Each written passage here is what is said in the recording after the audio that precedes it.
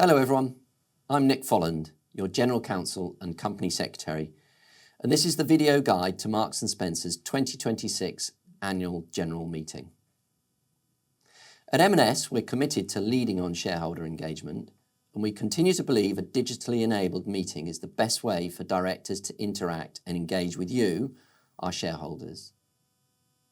We've seen engagement increase since we adopted our digital approach, and we look forward to your participation again this year. This year's meeting will be broadcast live from Waterside House Support Centre at 11 a.m. on Tuesday the 7th of July. We think you'll enjoy the best experience by joining the meeting online via our dedicated Lumi AGM website, where you'll be able to watch the broadcast live, vote and ask questions. Your unique login details can be found in your notice of availability. Equally, if you'd like to attend the AGM as part of our studio audience, you're very welcome.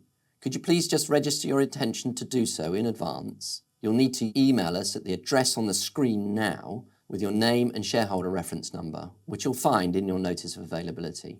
This will help us manage capacity on the day. Before the meeting, you can submit your questions and vote on resolutions via the Lumi website.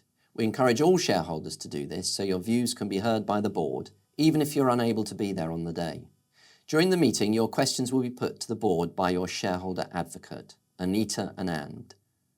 Anita will ensure your questions are given comprehensive and transparent answers.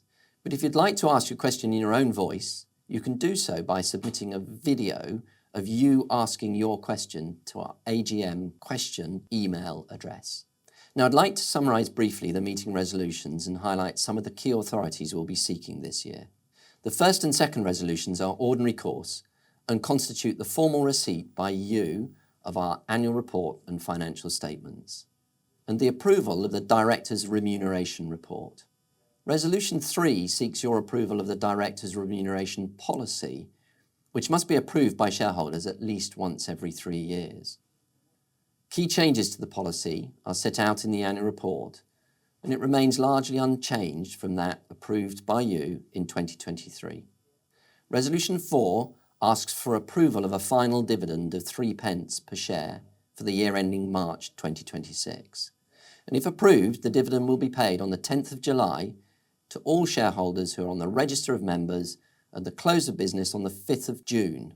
Resolutions 5 to 13 are to re-elect our existing board members, with the exception of Cheryl Potter, who will be standing down from the board at the AGM. That was as we announced in May. Details of our board members, as well as their knowledge and skills, can be found in this year's annual report. Resolutions 14 and 15 are also ordinary course. They propose the formal reappointment of Deloitte, our external auditor, and delegate authority to the Audit and Risk Committee to determine the auditor's remuneration.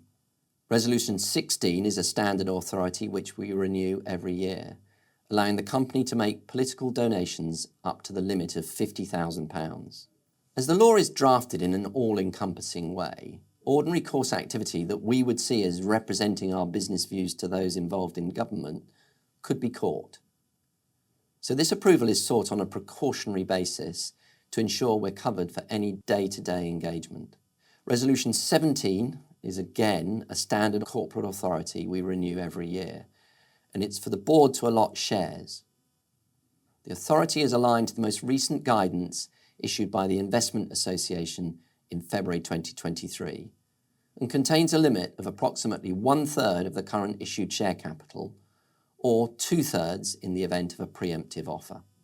The 18th and 19th resolutions are proposed as special resolutions, but in practice they are also standard authorities we propose annually. In line with institutional shareholder guidelines, these empower the directors to allot equity securities for cash without first offering them to existing shareholders in proportion to their existing holdings.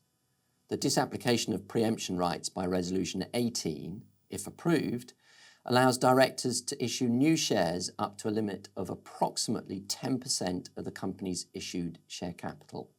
Resolution 19 seeks approval for the preemption rights to be disapplied for up to an additional 10% of the issued share capital if we were to undertake an acquisition or a specified capital investment.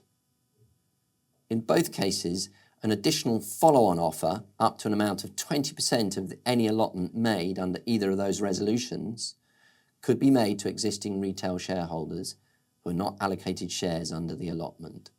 I'd like to highlight that no such event is currently intended. These resolutions, which are unchanged from last year, simply provide the company with flexibility should the need arise and are also standard practice amongst our peers. Resolution 20 seeks your authority for the company to purchase its own shares up to the same limit as in previous years, which is 10% of the company's issued share capital.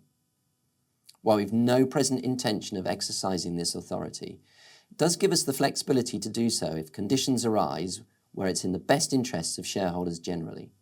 Finally, Resolution 21, if passed, would preserve the company's ability to call general meetings on 14 clear days' notice.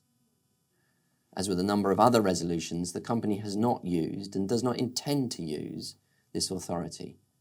It's merely a matter of ordinary course, providing flexibility should it be required in the best interests of you, our shareholders. Thank you for listening to this message. I hope it's provided a useful summary of the resolutions we'll be proposing at this year's meeting, and we look forward to hearing from you at our 2026 AGM.